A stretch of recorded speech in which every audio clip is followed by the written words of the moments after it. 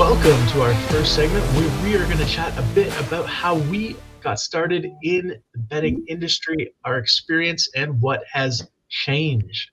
We'll start with Spittin. So, can you tell us a bit about how you got started in sports betting? Um, yeah, I just followed it on Twitter for a long time and followed like pioneers in it, like Gretzky. And now that I get to talk to him, it's pretty cool. And you, Jordo, but like Wallabets, Griffey Bets, I just followed them and kind of tried to see how they were betting, like reading their description and all that stuff, and just joined a Discord. And they didn't really. It was an American Discord. They didn't have like a hockey guy, so I just started posting pics in the NHL chat. Eventually got my own channel, and then I wanted to like kind of partner with that guy and like run the Discord together. And he was like, "Well, you're not bringing anything in. You don't have your own page, so why don't you like start your own Twitter page and then build up from there?" So I did that, and then he, I don't know what happened. I think he saw that I started my own Discord because he didn't want to pull me on at the end of it, and then he just completely cut ties with me. But it's for the better because everything has gone so smoothly so far. But yeah, that's kind of how quick and short story how I got into it. And when you first started, let me ask you this: what kind of bets were you focused on? So I was no player props at all, which is completely different from where I am today. But I was all like totals, over under, over unders, money lines, all that stuff. Like sometimes I'd sprinkle on like a goal scorer, but like I would never touch like a point or shots on goal. My buddy sent me, um, he sent me parlays of him betting shots on goal. I'm like, dude, you're such a degenerate. Why are you betting on shots on goal? Like that doesn't have anything to do with the game. And now fast forward 2 years, and that's realistically almost all I bet. So it's just kind of crazy how it comes full circle. But yeah, I was mostly just money lines and totals guy to start. Okay, very nice, very nice. And Betsky, what did things look like when you got into it? Yeah, so sports gambling became legal in Arizona in the beginning of the NFL season of the 2021-2022 season. So I had been using a friend's offshore book that he runs to kind of do like money lines and totals and whatnot. A couple of years before that, it became legal here. And then, obviously opened up all the books with all the promos and was betting a bunch of football with my bud. And he one day was chatting with me. And it's like, you should start a Twitter account for hockey once it gets going. And me and my friends were hanging out at the bar and coming up with handle names and came up with Gretzky Betsky. And I literally was so hungover the next morning and started the account. Like started tweeting out to like 0 followers besides like the 2 people who were with me that night and the guy who originally told me to start the account. I have all my sheets because I track everything by hand. And the first bet that I tracked is on November 29th of 2021. It's a 216 odds parlay of Seattle Buffalo over 6.5, which hit. And then Winnipeg versus Arizona Winnipeg three-way, which missed because Arizona beat them for like the first time in like 5 years or something like that. It's always your team And I that was like, burns you. this is awful. But yeah, I started off and looking at this, like it looks like a lot of overs and totals, kind of like you spitting, and then everything changes on December where I have a Landeskog shots on goal bet. So like my first one, which hit. And from there on, I think I was addicted to the shots. Mm-hmm. And yeah, I mean, back then it was, following Walla and Griffey. I think a lot of us can say that they were a huge influence. But then after that, it seemed kind of like we all kind of created this little NHL community. And I mean, a lot of us were using a lot of their advice. I remember Walla kind of explaining how like he never goes on straights for minus 140 or 135 or 130, whatever it was, which helped me kind of just start figuring things out. I remember I had another account that I was following really early in that gave me some advice to just start tracking everything, because as soon as you stop tracking, you just don't care about it, and then you throw things out. So took that to heart and just kind of built it one tweet at a time, and engaging with other people in the community and being friends with people, getting on shows, talking more, chatting more. I think we've all seen how much that's like helped our area as kind of the cappers grow, and the collaboration to help with content. And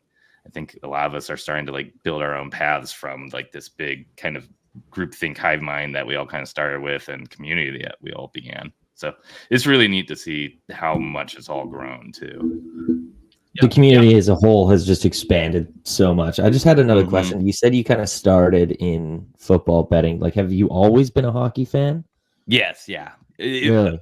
It was more because it was more because been a hockey fan since '96, since the Coyotes came. That was my first hockey game. Was my dad taking me to a Yotes game. He's from Chicago and went to college in Michigan, so he was a big Blackhawks fan and Red Wings fan a little bit. He's always worked at ASU, so he would get football season tickets and basketball, and he'd take me to those games all the time. And I always enjoyed it. And then he took me to a Coyotes game, and that was like it. It was that first live hockey experience. And that's yeah. I love it. That's awesome. And then for me, not too dissimilar from you both. So I started, it's kind of a weird story. So really enjoyed fantasy football, grew up a hockey fan though, but so big fantasy football fan, that transitioned into playing fantasy DFS, again, mostly for football. And then as I was kind of learning more about that community, about DFS in general, you often hear people referencing betting and player props. And I was familiar with it, but did not do it. So I wanted to dive in and learn a little bit more. When the hockey season that year rolled around, I saw John Tavares' over-under for shots was 2.5. And I was like, he's definitely getting 3. Like, there's no question about this. So I bet it. I think it was like minus 175, not a number that I would recommend betting now. But I bet it. It hit, and then that was the start of everything. I'm a numbers guy for sure. So when I jumped in, I wanted to create a spreadsheet. I wanted to give myself the best edge as possible. If you followed me early in the day, you may remember the player shot on goal consistency charts that would kind of break down how often they were hitting 2 shots, 3 shots, 4 shots, etc. They would break it down by home and away. So it was a learning curve on Google Sheets as well. So dove in there. People seemed to like those sheets, which was awesome. So I kept sharing those. That was kind of the start of the Twitter side of things, where it was something unique, or so I thought. So I decided to share it there. I started with player props. The football guys that I was following at the time. So I'll give a shout out to Mike McClure, Sia Najam, and PropStars. So shout out to all those 3. One of the things they were focused on were player props because they felt there was more of an edge. Money lines and over-unders, especially in football, heavily scrutinized. A lot of bettors on it. The lines are sharp. They're efficient. So they were focused on player props. So I wanted to take that same mindset to hockey, which is why I kind of wanted to focus on the shots, hence the name. Don't necessarily stick to that now. I don't want to be as rigid, but that's kind of what I wanted to focus on coming into things. And then, like both of these gentlemen said, found the Twitter community, guys like Walla, Griffey. I think Fast Money Labs was one that I found really early on. He was a big data guy as well. So shout out to Connor and Tones Takes. So he's a guy that he's been doing it a long time, and I respect his approach of doesn't really do too many parlays, if any, that he posts publicly. It's a lot of straight bets. That's the way that I wanted to approach it. That's different than a lot of other people. I wanted to slowly grind up a bankroll. I didn't want to necessarily try and go for big lottos. I think that's just not my approach. That's not what I wanted to do. So I kind of established my baseline, what I wanted to do, how I wanted to approach things, and then took in as much information as I could, and and learned as I went. But with that being said, I don't think the market is. Whoa, Is the whoa, same. whoa, whoa, whoa! I gotta ask you a couple questions, Jordo. You can't Sure. just move on like that. You asked us Yeah, questions. It's our turn. we got, Well, we like, got some questions. well, I explained to everybody a little bit more about like your website and all that, and like what you Yeah. have plans for, because like that's like everybody in the Twitter space or NHL gambling community uses your sheets. So like maybe it'd be nice to hear a little bit more about, you know, kind of And- the Yeah, background on that. And Absolutely. when did that start too? Because that really was like a game changer for so many people. Because I was like you, where I was doing straights, pretty much solely straights, or maybe 2 to 3 leg parlays for a little bit there. Yep. And I think a lot of the community were more in that grind mindset. I'm sure we'll be talking about how things have changed in a little bit. But what do you remember when the site launched? For sure. So it all started, and shout out to StatMuse, great research tool. I know a lot of people still use that heavily. It's you can type in a question and it'll spit out stats based on what you've asked it. One of the charts that the community referenced a lot was shots on goal allowed by position. So how many shots does Toronto allow to left wingers, for example? So the first year that I was in betting, I think that was 3 years ago, or 2 seasons ago, I should say. That was heavily referenced.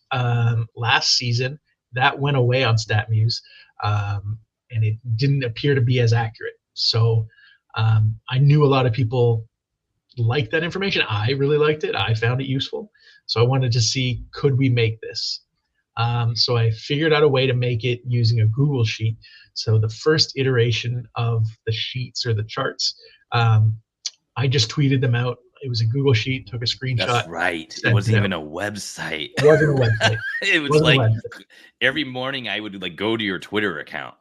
Yeah. So it wasn't a website at all. I just tweeted them out, and it was just information that I thought was useful. I added a couple more sheets, which are now current pages on the website. That, again, I just want to make my life more simple as a bettor. This is the information I want. I want it in one spot. Let's do that. From there, I found that people wanted to manipulate the data a little bit more. They wanted to be able to sort by different things. They wanted to be able to, what else? They wanted to be able to filter home and away data, stuff we had access to, but there's no real good way to do that with a graphic. So I have a bit of website experience, far from an expert, especially in this area, but enough to get by. And so I built the website, put it together, and yeah, so far so good. Big shout out to moneypuck.com and quanthockey.com. They're the data sources that we use right now. So big thank you to them.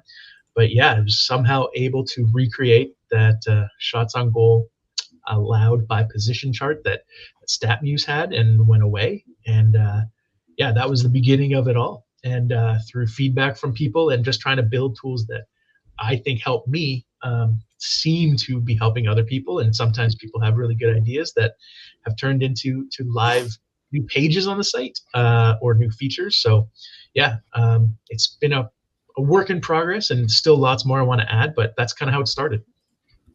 Nice. Yeah, that was going to be my next question. Like, what more do you want to add? Like, can you think of anything? But first, I just wanted to like give a shout out again, because like that website, there isn't a day goes by where I'm betting on hockey where I don't use it. I have 3 tabs open. I got the shots on goal by position, offensive and defensive. So like, I don't know, like I don't know how successful I would be at sports betting if I didn't have all your sites. So just for me and the rest of the Twitter hockey community, thank you for all your work. Yeah. No, I appreciate that. I appreciate everybody visiting the website. Go ahead. Sorry, I didn't mean to interrupt. No, I appreciate everybody visiting the website. I think you may have noticed beginning in January, ads started on the website. Ads suck, I know, but they do help support the site.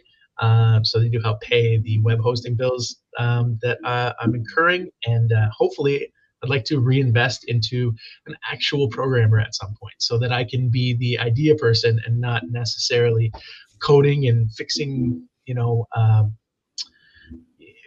bugs in the website.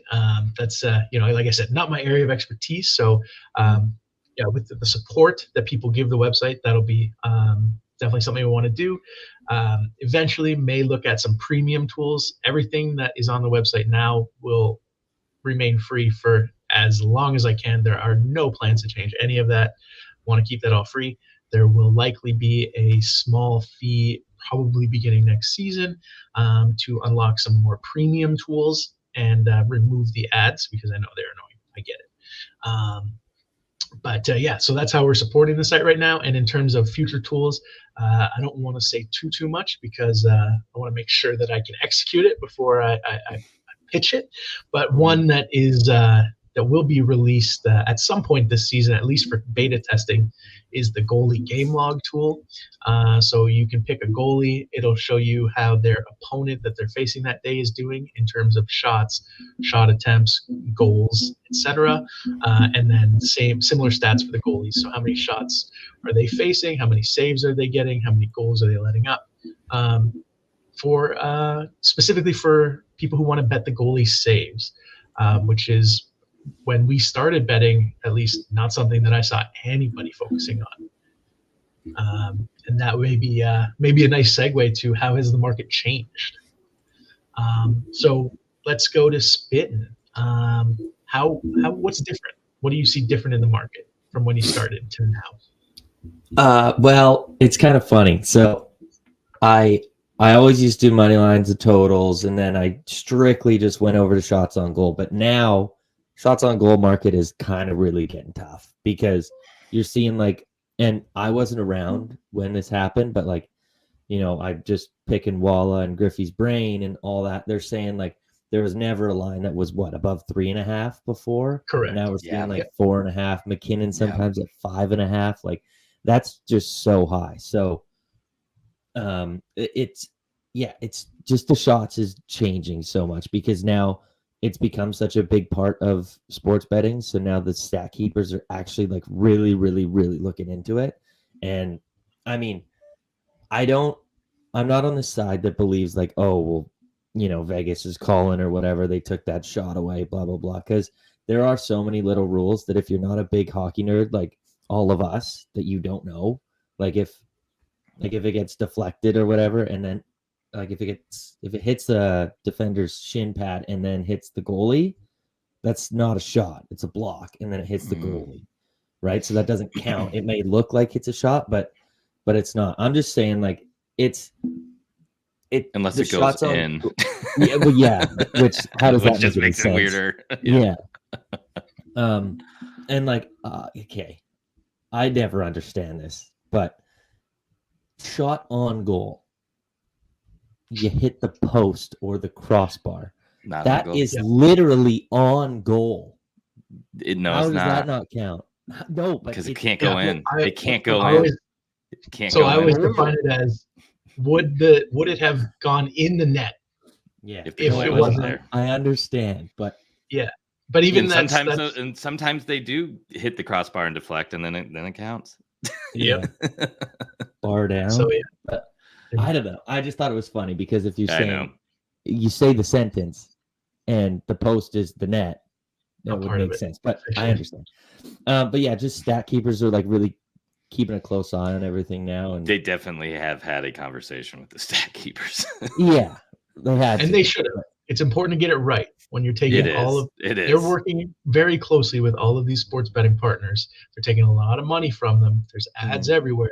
I think they have a duty to get it right, and they still have ways to go. It's not far from perfect, but I do think it is better. And if you're not watching the game, don't freak out if you're just watching on the Score or ESPN and you're just refreshing, and then they get their shot and then they take it away. Because I find that they tend, if it's close, they give the shot, and then they'll go back and look through it and then take it away. Yeah, and I'm going to jump in real quick, because I do feel like this year shots on goal have been under the most scrutiny ever, and understandably so. And there's multiple factors. There's the factor that you first brought up, where we didn't have lines above 3.5. And I remember McKinnon was the first one to move to 4.5, and it was mind blowing. But it was also like plus 170. You know, the other factor was the odds are just so different. So back in the day, you know, a 2.5 line from a guy hitting at 60% of the time would be like minus 125. Yeah, if that. I'm trying to find some of this on my sheet. Yeah, here's Nylander at 2.5, Buchnevich at 1.5.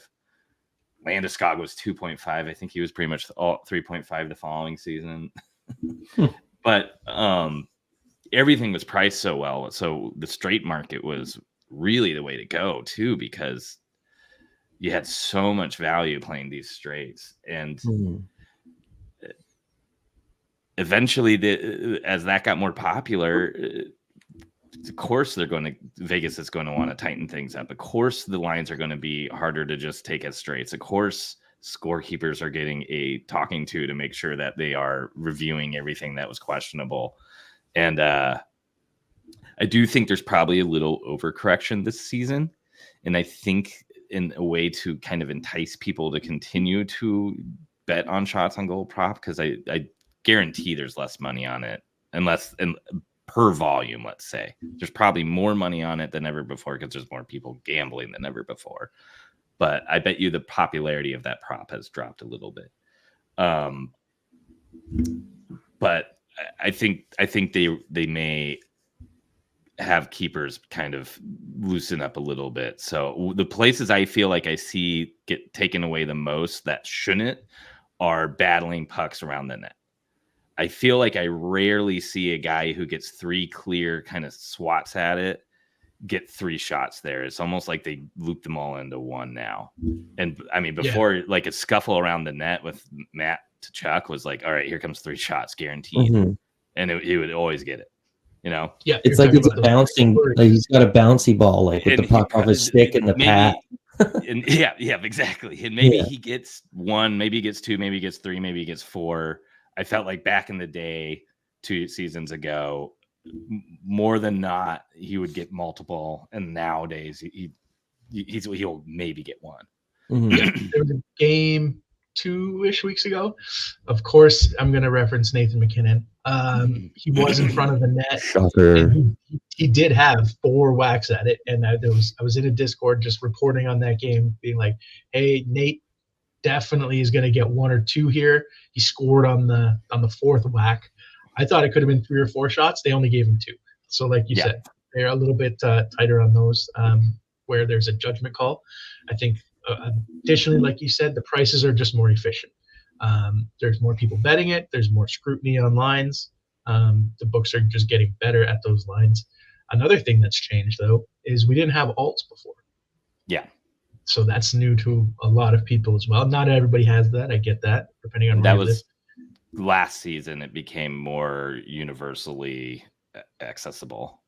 Yep, and that's been a good pivot as some of the lines change. If you can't take it straight, you can buy 2 guys or more down a shot if you want, and play it that way to keep it safe. You can go for the lottos and buy them up if you want to ladder it. I know that's a popular thing too with some of these players, and lately been paying off. I mean, Jack Hughes, Nate McKinnon, they're hitting some. Surprised you didn't say McKinnon first. I mean, Hughes had 11 the day before we recorded this, so he's top of mind. But yeah, so we're seeing some crazy volume. Well, we mentioned him earlier in the show, Tones Takes. He's only straight betting guy, right? So instead of like, if he likes 2 guys for 3 shots, but they're minus like 140 to minus 150, both of them, he'll just buy them up 1 shot and then get the plus money there. Cause realistically it's only 1 shot, but, and he seems to have like really, really good success doing that. Another thing I kind of wanted to say is like, do you think hockey might be the harder sport to bet on out of the NFL and the NBA? And hear me out, just because the lines, like most shot on goal lines are 2.5. Like you'll sometimes get 3.5. But the odds are always bad. Like Yeah. it can fluctuate between like plus 100 and minus 200, right? But then you'll never see like an NBA line like that, because it'll be like, okay, this guy's to get like over 20 and a half points. That'll be like minus 110. And Yeah. then if it goes to minus 130, then they're like, okay, instead of raising it up to juice up the odds even more, let's just raise the point up one more. But you don't have that flexibility in hockey to do that. Football has it with yards. Yeah, you that's can have what I mean. 23 yards or 24 yards. Yeah, exactly. So like you have to, like, I don't know, you have to find a parlay piece, and then that's hard. Whereas like you could just go up 1 point, and like especially for football, it's not that hard to like get a few extra yards on a play, or like, if you're at 20 points and you need to get 20, or you're scoring a bucket, that's 2 points. So you're going to cash the over 20 and a half and over 21 and a half right on that one. So I have a theory that shots on goal is the sweatiest and most fun prop to ride because of this exact thing.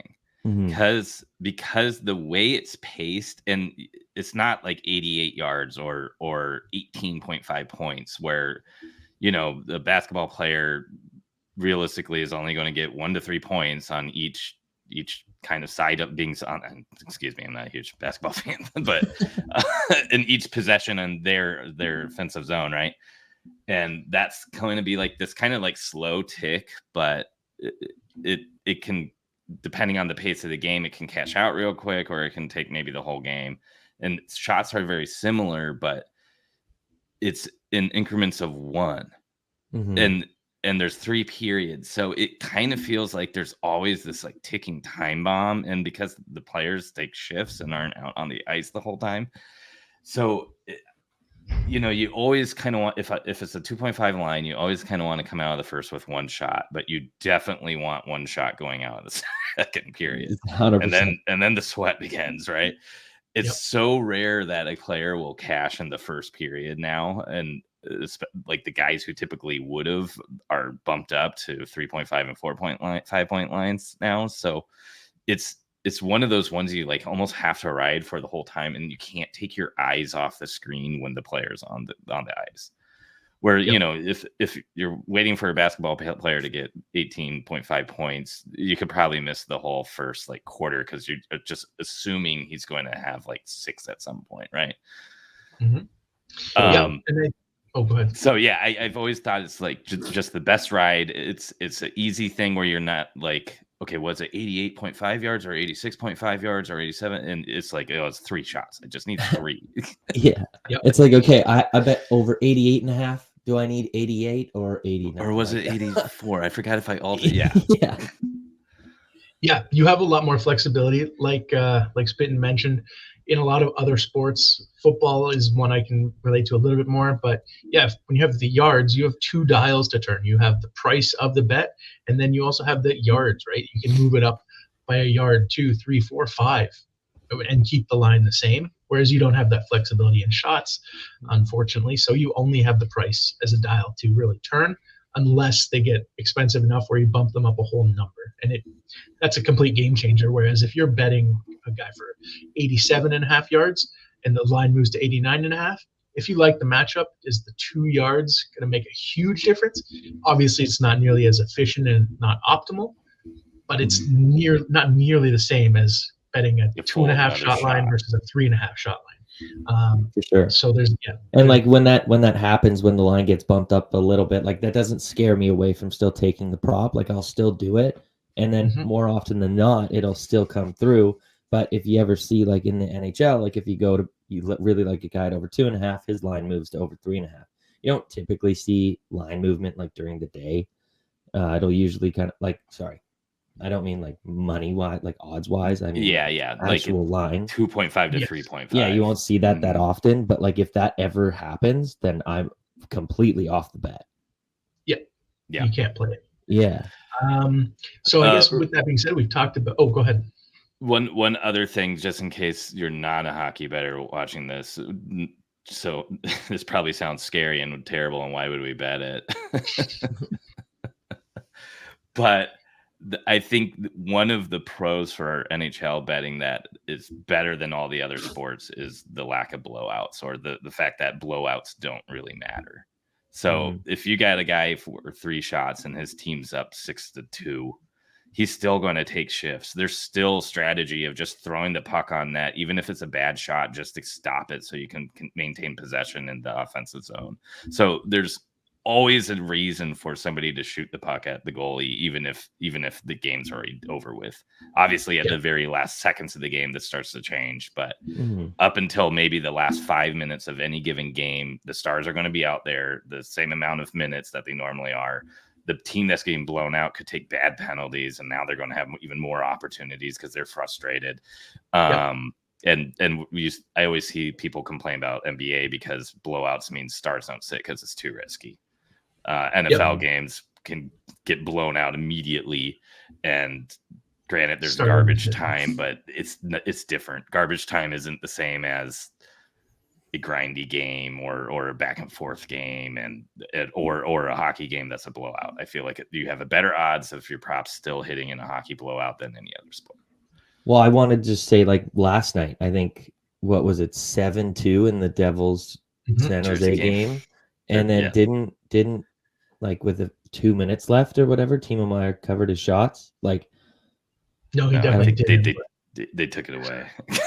But he was still shooting. He had a couple minutes. Yeah. All right, cool. Yeah, just cut that. Just cut that.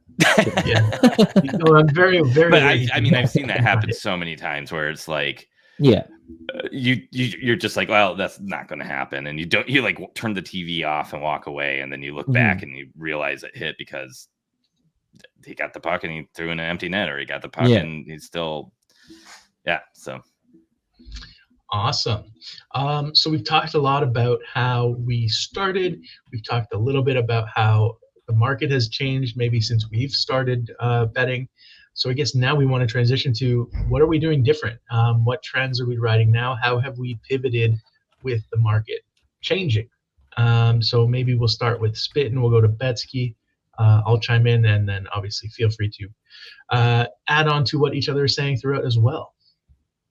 Yeah, well, we just kind of talked about the state of the shot on goal market and all that. And now I've kind of found myself pivoting towards, my roots, where I started, doing more money lines, totals, and even point props. Like I do like point props. I'm sprinkle. If you bet someone to get a point, you got to sprinkle like a little half unit on them to score, because like how annoying is it to bet the point at like -110 and their goal props plus 200, and then you miss out on that, right? So it's always nice to have a little bit of extra juice there. But I mean, the NHL's changed. Like there's so much more scoring now. And like I remember, because I wasn't that old when I, kind of got into it. Like totals all the time were 5.5. You guys remember that? Yeah. It was never really 6.5 until like I think the last few years. So it's crazy. I mean, my favorite saying is 3 + 3 = 7 when you're betting the over. So that's awesome. But I don't know. I definitely like totals and points. Definitely is like a pivot off shots on goal. And what I always do, my favorite little thing to do, is if you really like a matchup of a team and you can't decide between like 2 or 3 players on that one team for shots, just pivot and go the other team's goalie saves, because I know that's not really like a big market that a lot of people kind of venture in, but I always found it like like last night, there's Toffoli, Jesper Bratt, Nico Hischier, Jack Hughes. You could take Timo Meier. You could take 5 guys. They were all shooting pretty well before, like heading into the game against San Jose. How do you decide really if they're all kind of putting up numbers and they all have a good matchup? How do you decide? So I just pivoted and went Blackwood saves. Thank God he got hurt in the first period, but unfortunate result. But you were trending in the right direction. Yeah, I mean they finished with 37 saves. Could have gotten the lead was too. right. Yeah, I mean he was looking. I don't know. Whatever. That was unfortunate. Now I'm upset. But that's just one of my strategies that I kind of do now. Just pivot to the saves and point props. I like that. That's key. I'm looking on my old sheet from the 21-22 season. Buffalo, Carolina over 5.5. Jeez. Colorado, Toronto over 6. A lot there. Not every book like forced the 0.5s back then too. I feel Mhm. like now you're like, there's only You're certain books always that will on it. do the full number. Yeah, Colorado, New York Rangers over 6. Minus 122. Jeez. I remember, like, I don't think it was a playoff game. I think it was when 2021, when Calgary was like super defensive with Daryl Sutter, and they played the Islanders after they just went back to the Eastern Conference Final. And I think I saw a line at 5. Wow. Yeah, like that's unimaginable. You would never see Yeah. that nowadays. That's wild. Yeah. But as far as like what's kind of changed for me, I definitely do more parlays now than I did before. I am a contributor for the Parlay Science Discord, so obviously that's kind of our bread and butter and some of the things we like to do there. But I definitely have kind of seen the value of those types of plays too, especially with a combination of straights. Because I think what I was doing before is I would put out like 10, or I would bet on like 10 straights on full slates. And I feel like a lot of times there's coming out 50-50 on those, or slightly above, slightly below. And it's like, oh, I had all these bets and this is all I have to show for it. Where now I feel like I have less FOMO with my bets because I can incorporate a lot of guys I have my eyes on in like a larger parlay. So that way I can just pick my favorite, the best of the best with the straights. Obviously, there's varied results with that, but I also feel like a couple big parlay hits and it kind of bankroll yourself for a while too. So it's definitely riskier, and obviously you need to be very conscious of how much money you're putting on those parlays and get into a good system with that, and trying to pad it a little bit with those straights or maybe two-piece pieces parlays too. But yeah, that's definitely what's kind of changed with me. And kind of talking about the ebbs and flows of the season, you were kind of hinting at the pivoting spin of going to money lines and totals. Yesterday was Tuesday, February 27th, in case you're watching this at a later date. And it was a very strange day for betting, where a lot of second and third liners were putting up points. We saw this the day before the Capitals blew out Ottawa, and they had 4 goals from their fourth line and 3 from their third line. I have a feeling these next coming weeks, we're going to probably see kind of those second, third line, fourth line guys really step up and allow the Stars to kind of ease off a little bit, because the previous 2 weeks seems like all the Stars were aligned, literally. Like Kaprizov was getting 2+ points and 4 shots almost every game. McKinnon was soaring over. Hughes was soaring over.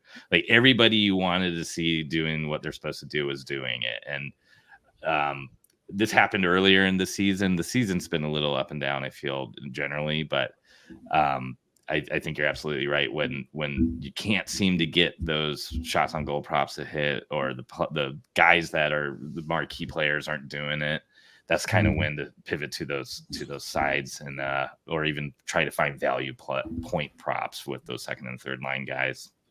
Totally, because they'll usually be at a playable price. I just have a quick question for you. When you're doing your parlays, do you? Because I kind of felt the same way. Like I would find myself having around like 7 to 10 straights, and I'm like, okay, that's way too many. Yeah. So I would pick like 3 or 4 of my favorites and then parlay the rest.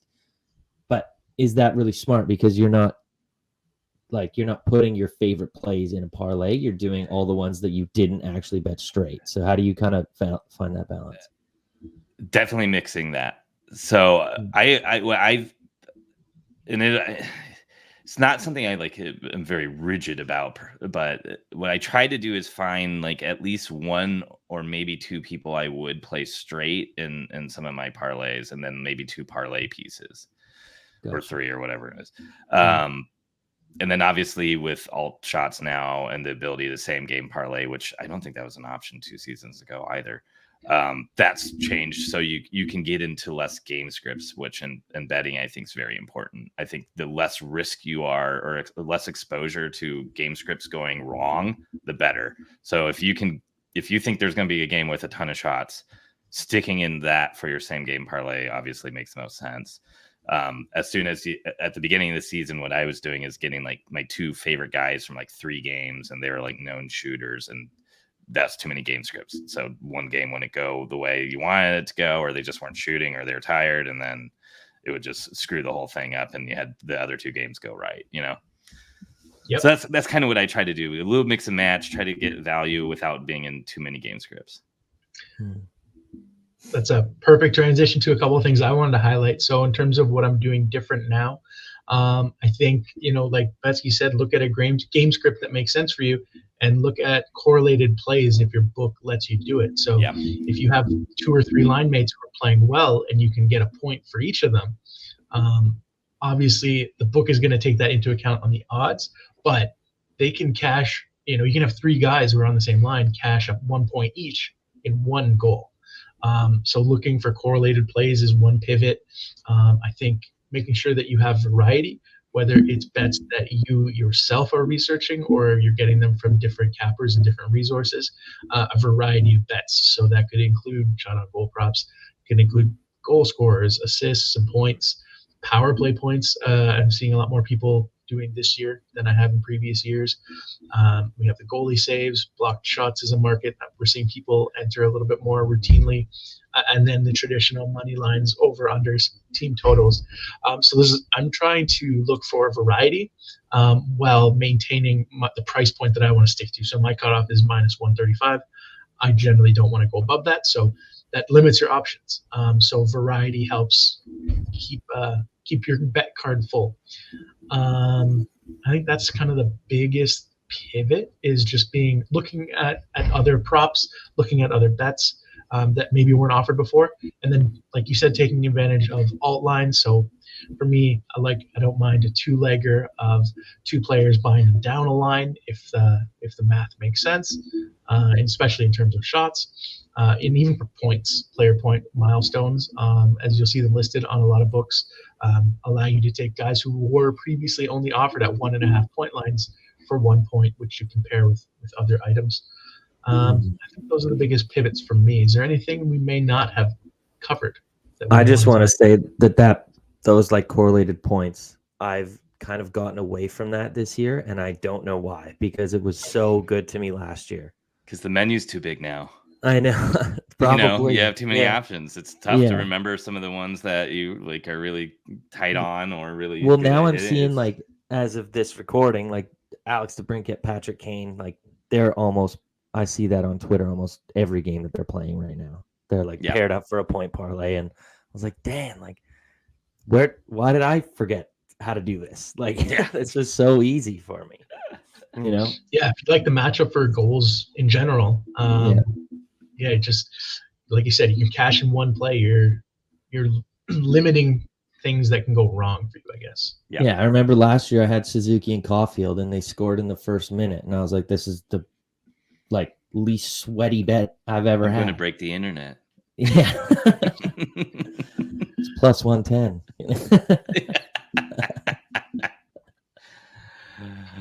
Oh, that's awesome. Yeah. So is there anything else we may have missed in terms of what we're doing different now? I don't think so. That about covers it. Yeah. I don't think so. So that kind of summarizes our NHL betting backgrounds, what we started with and where we're betting now.